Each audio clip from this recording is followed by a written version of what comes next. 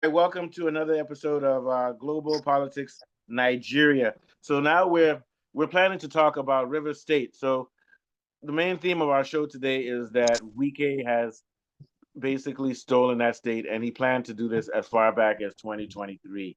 As soon as uh, Fubara wasn't doing what he wanted Fubara to do, I think he's the one who orchestrated that move where 27 people in the House of Assembly moved on over and left PDP, which started a crisis, and then it led to almost led to the impeachment of Fubara. Now they've come up with this new peace deal, peace and unity, in which Wike gets to pick 23. Is it the local governor? He gets to choose the 23, right, Mr. Warif?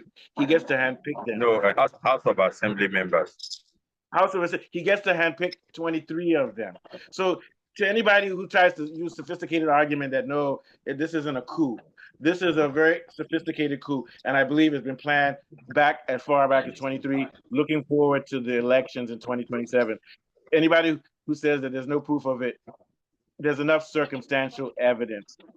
And this is a brilliant move. Not brilliant, but this is some very sinister moves by Wike. And once again, I think all of this started right when those people jumped from PDP, because we know that in Nigeria there's no party system. There's just whoever is the one that's holding the money and the power. It doesn't matter what party you are. People can shift parties, so their loyalty is to money, not to their party. Basic, simple. Before we go deeper into that, what happened today? Yeah, so on the rivers issue, from what What Mr. happened today? Warif yeah, some policemen who actually worked for the, should I say, illegitimate government of that 6 months. So they are protesting that they should be paid, that they haven't been paid for 6 months. So I think to me, it's not as if I'm happy that they are not paid, but that is what you get for supporting an illegitimate government. What do they And here's the expect? thing: how ironic For the that they're going government on. what? It's ironic that this is happening on the 18th or close to the 18th when there's supposed to be a shift. Yeah, go ahead. The timing is crazy. He was leaving the office. So sorry, Mr. Saeed. Go continue what you were saying. Sorry. Yeah.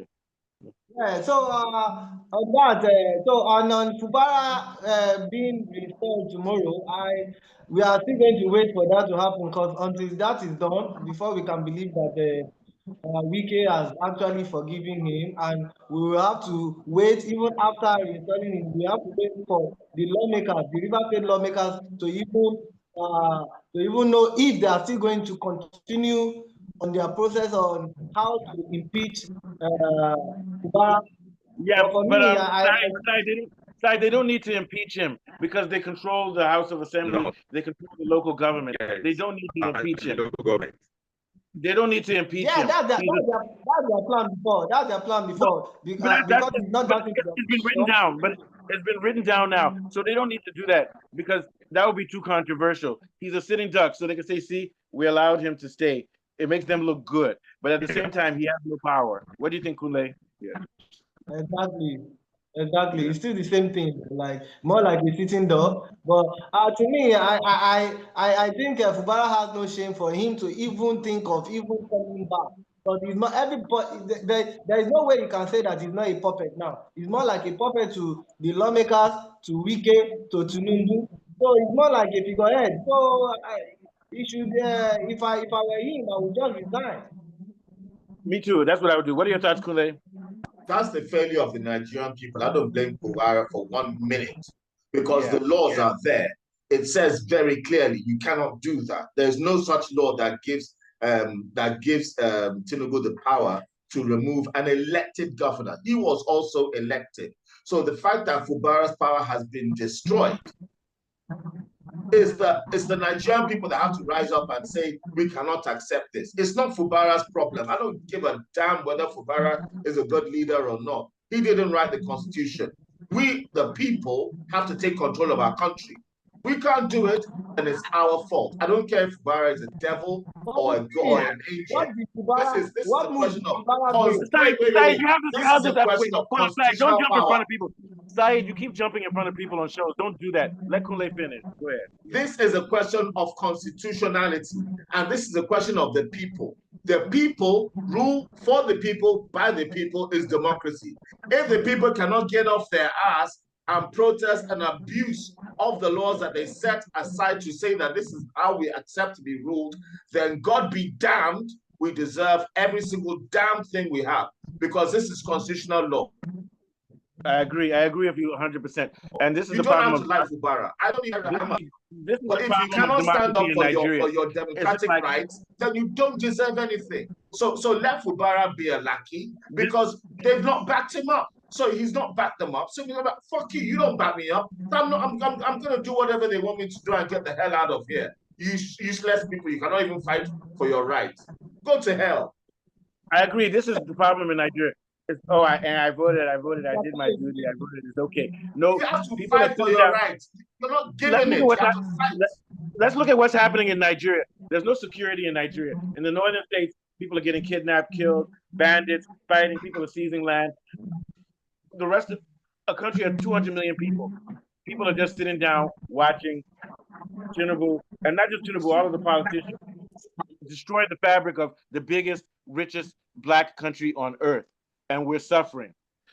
I agree with what you're saying, Quinley. What are you? So like now you're looking at, and this makes the state look bad, and it makes Fubara look bad. When he comes back in power on the 18th, what's today? Today is what, the 17th? Today is 17th. When he comes back, he's not going to even he has to deal with this issue of the police, and they will blame him. They won't blame House of Assembly. They won't blame local government people. He's going to take the blame, and it's going to make him look very bad. So, Federal police. You hear that? He's the state governor. Federal police. I keep forgetting. I live in the U.S. Cooley, I live in the U.S. and the U.S. is state. I forgot. So So this is federal police. So this is a federal issue. So you look at what's going on. They're not paying the salaries of these people, but this is a state that has natural resources almost more than any other part of the country. And police but they're not supposed to pay them. That's the point. Yeah. Even if they have $1 trillion, okay, so the money is supposed to come from federal government. So shouldn't they be protesting to the federal government? Yeah, you see what I'm saying? Well, they are protesting. No matter how much money they have, it's federal. So the state government is not supposed to pay them one kobo. Yeah. It's not supposed to pay them one kobo. So what the fuck are we doing? No, this is terrible. What are your thoughts, Saeed?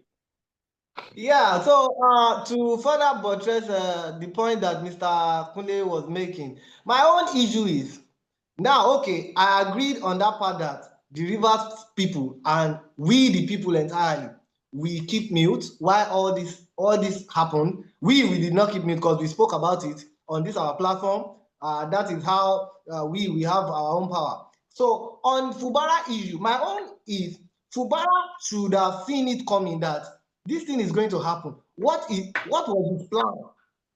He did not fight. No plan. So, yes, now so he has no plan.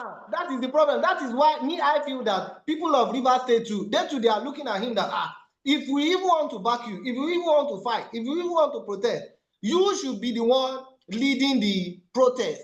He was there, just keeping quiet.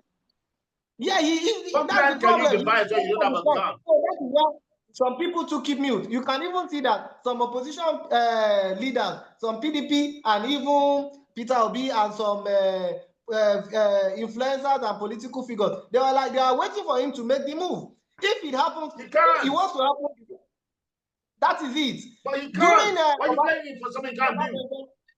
During Obasanjo Tinubu field back then, Shebi Tinubu he dared Obasanjo that nothing he can do. He was actually, but this one he's not even saying anything. He was there he's checking out now. So what did he expect the people to do? My brother, Fubara is just he actually wanted to make me believe that he has the balls to go against Wike, but he did not have any balls. So he just money. He didn't have the money. He has the balls, but not the money. I don't know if you understand how politics works. How can one man? It's just like in the U.S. Look what they did to Charlie Kirk. The Israelis killed that guy. So my thing is that how can one man fight these types of people? They will kill him if he fights them. They have the power, and they have, even Tinubu himself has backing from the U.S., from the CIA. They can do whatever they want. One man, this guy does not have the power.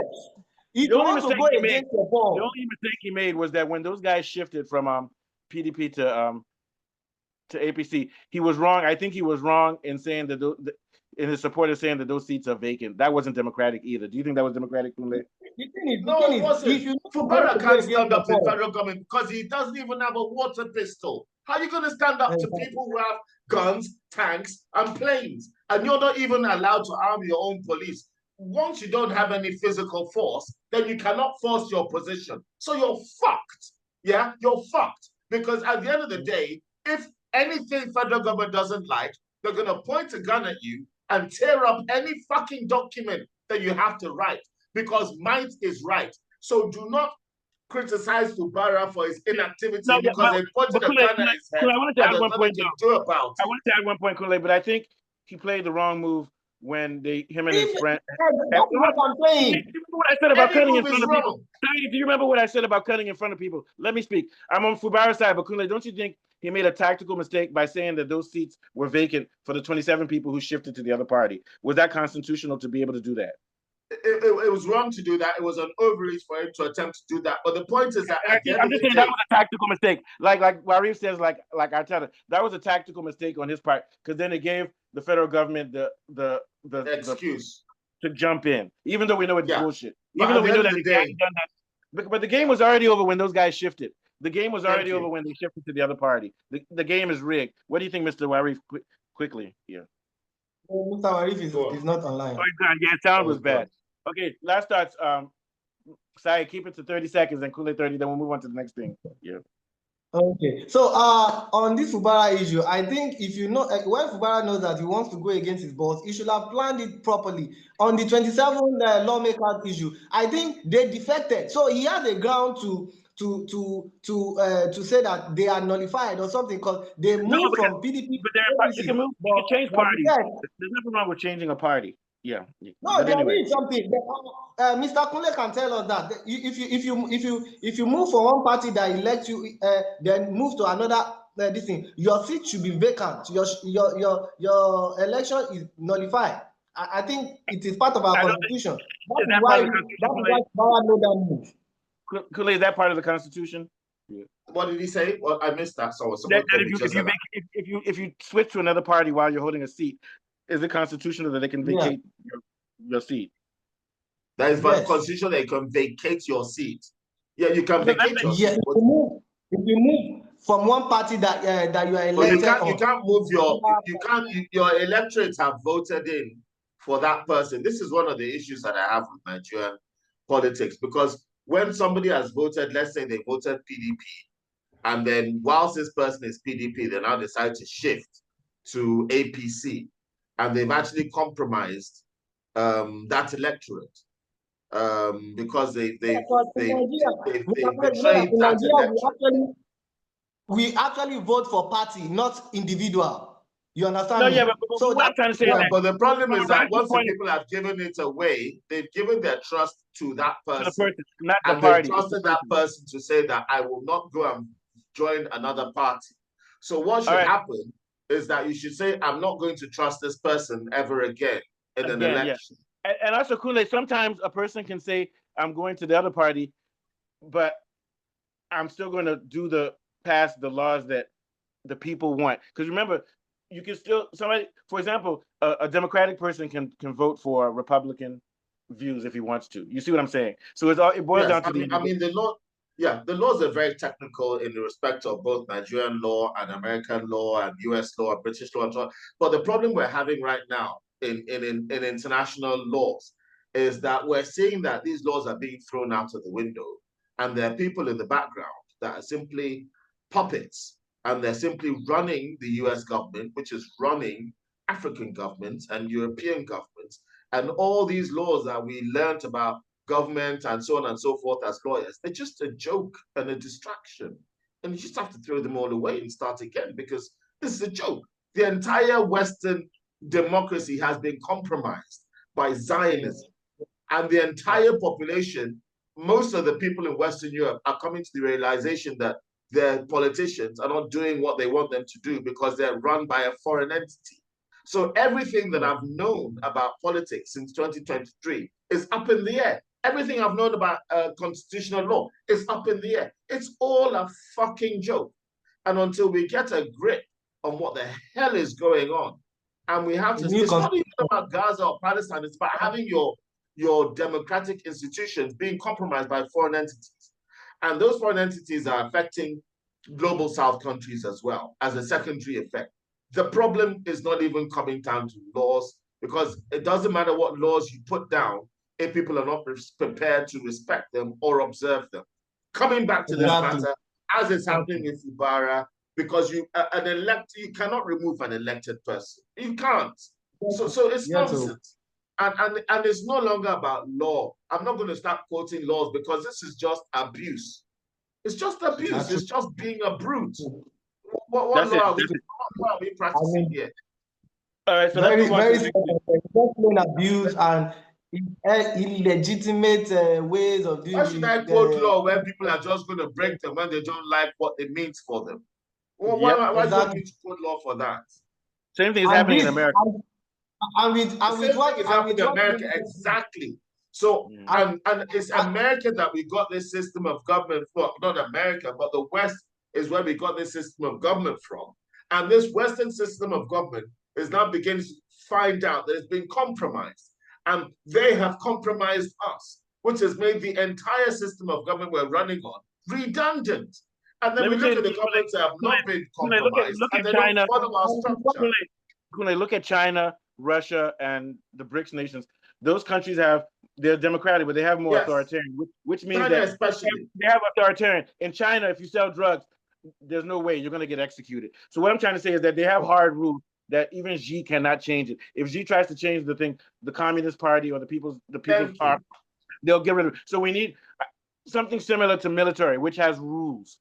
I'm not saying military, but something similar to that, which has rules that cannot be crossed at all. This is why China and Russia now are the emerging economies in the world, because they don't allow for this laissez-faire freedom. This is too much freedom. This democracy we have in America is too much in Nigeria, in which you can just sign legislation and change the laws every day to suit yourself. There needs to be a more rigid constitution, which cannot be violated at all, and it needs to be defended by the military.